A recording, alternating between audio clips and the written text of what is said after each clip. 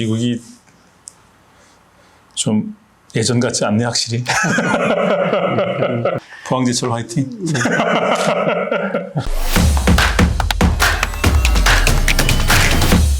시청자 여러분 안녕하십니까. 파보세, 오늘도 대한민국 경제계 미스터 신뢰성 이진수 교수와 함께합니다. 네, 안녕하세요. 네, 안녕하십니까. 네.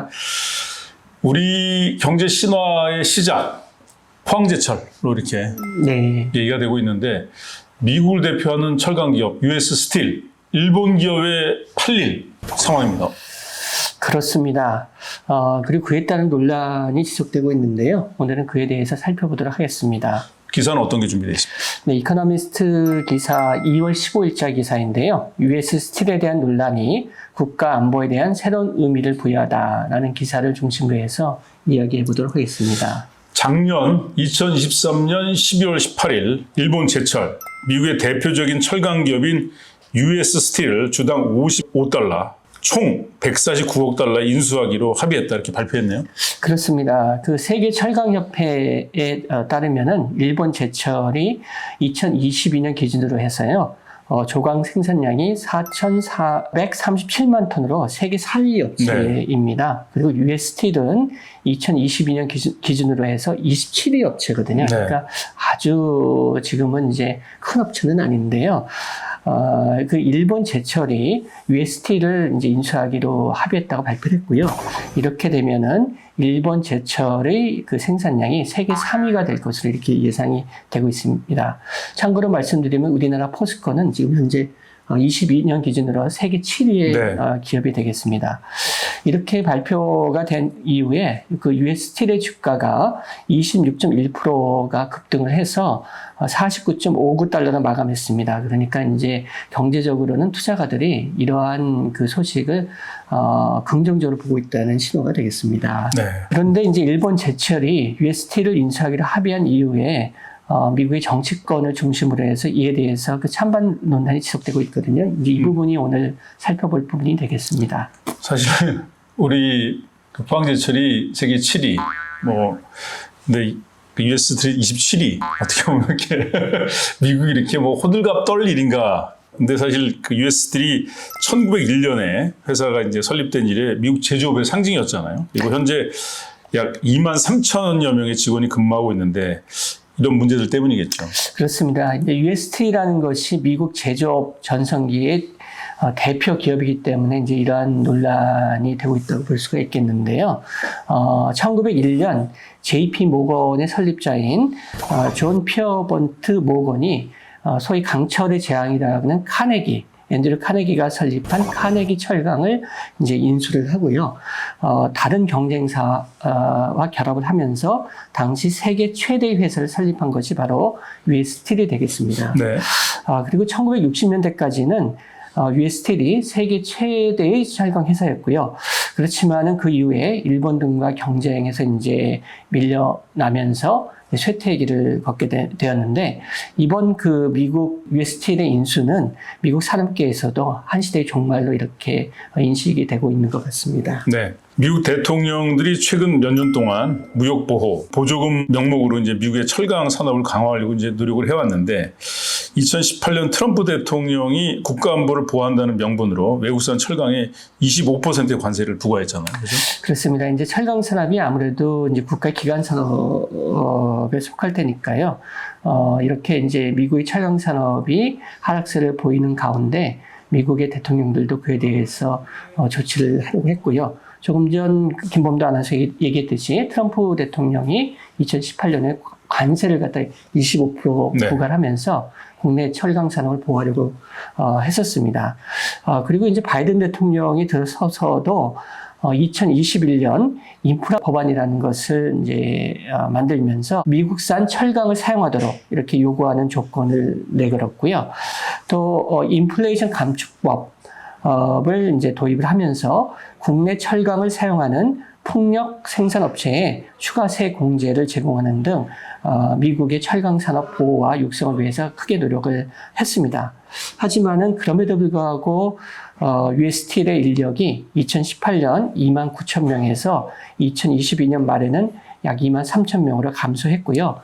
미국의 철강 업체들이 현재 전 세계 철강 생산량의 절반 이상을 차지하고 있는 중국 업체들과의 경쟁, 외국 업체의 경쟁에 밀려서 어려움을 겪고 있는 그런 상황이 되겠습니다. 미국 제조업의 현실입니다.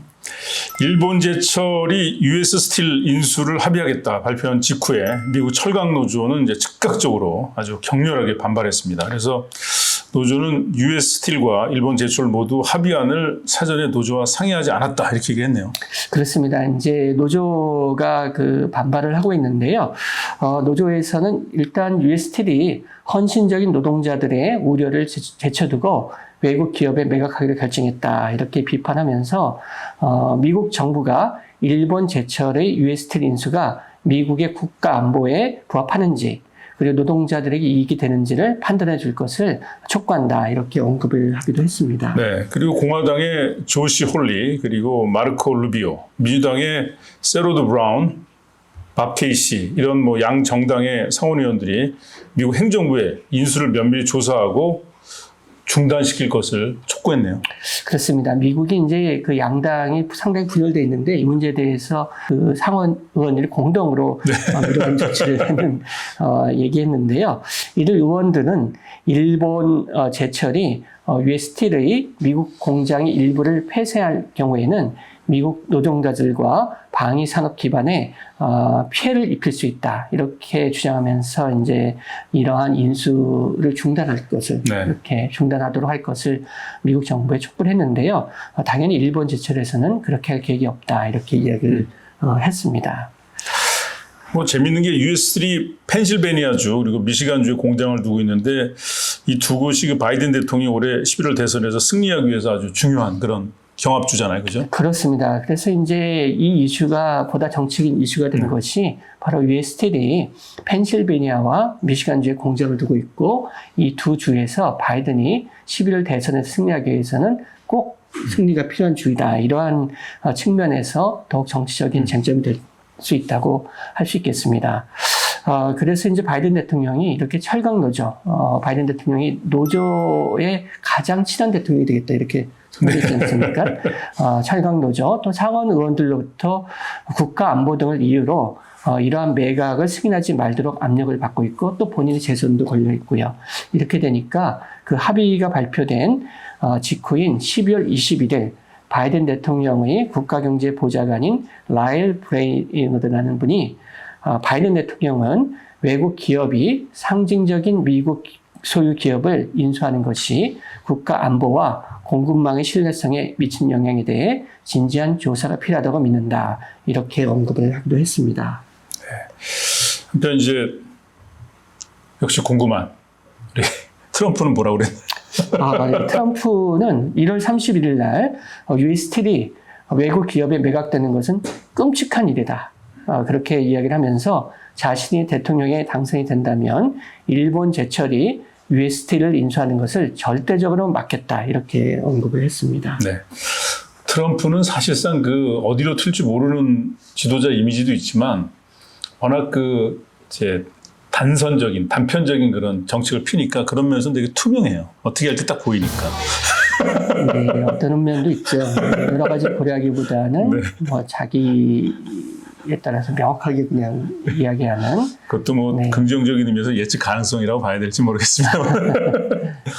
네, 일본이 미국의 가장 가까운 동맹국 중 하나잖아요, 사실은. 네, 국가 안보를 이유로 일본 제철의 US 스틸 인수를 반대하는 게 맞냐?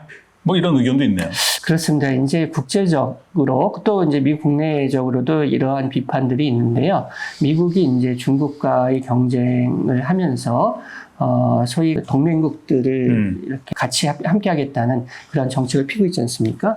그런데 일본을 국가 안보에 대한 어떤 그러한 잠재적인 위협을 가할 수 있는 그런 국가나 기업으로 상정한다는 것이 이것이 과연 그 미국의 진정성을 의심하게 할 수 있는 그런 것이 되지 않겠는가. 그렇죠. 이런 얘기가 되겠습니다. 그래서 이제 트럼프 대통령 당시에 상무부 장관을 지낸 윌버 로스라는 분이 올해 1월 1일에 월스트리트 저널에 기고한 글에서 미국 내 외국인 혐오증이 일본의 UST에 대한 인수합병의 반대파들을 부추기고 있다. 이거 옳지 않다는 네. 거죠. 그러면서 일본 제철의 UST 인수는 미국 경제와 국가안보에 위협이 되지 않는다. 이렇게 언급을 하였습니다. 네.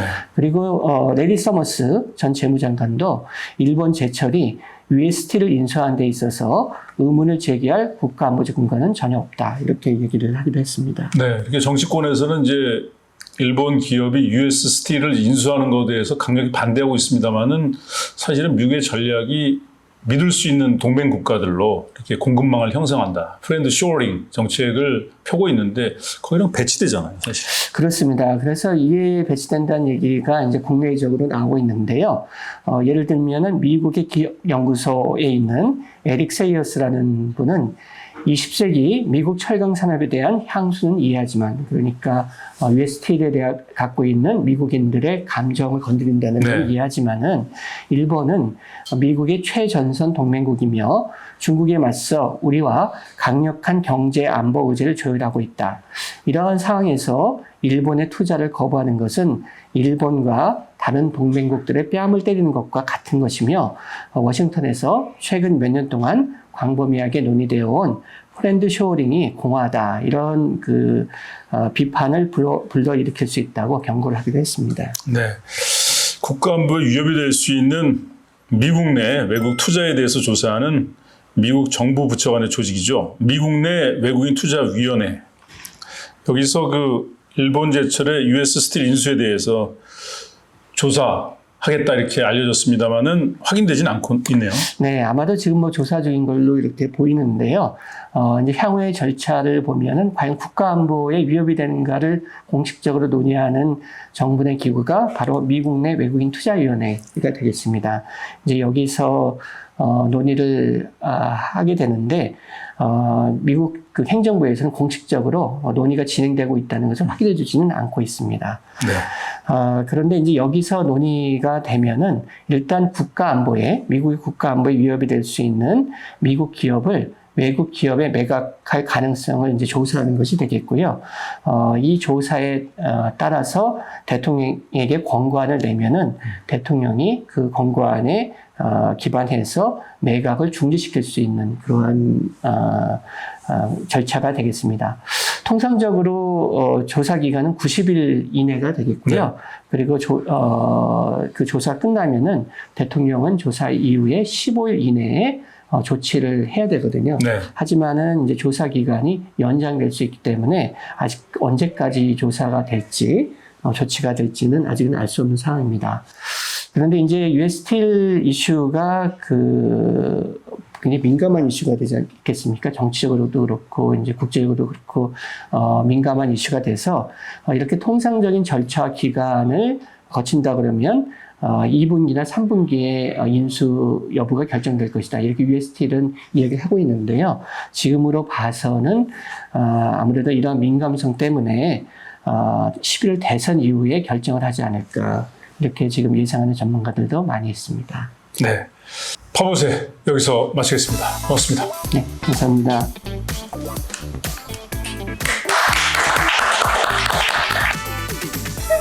근데 사실은 서머스도 얘기했지만 경제적인 논리로 보면 좀 말이 안 되는 거 아닌가? 경제적인 논리도 그렇고 미국의 생산을 계속하는 것이니까 과연 그 국가 안보의 위협이 될 수 있는 것인지 사실 상당히 의심스럽습니다. 참 미국이 좀 예전 같지 않네 확실히. 그런 부분이 있는 것 같습니다. 포항제철 화이팅.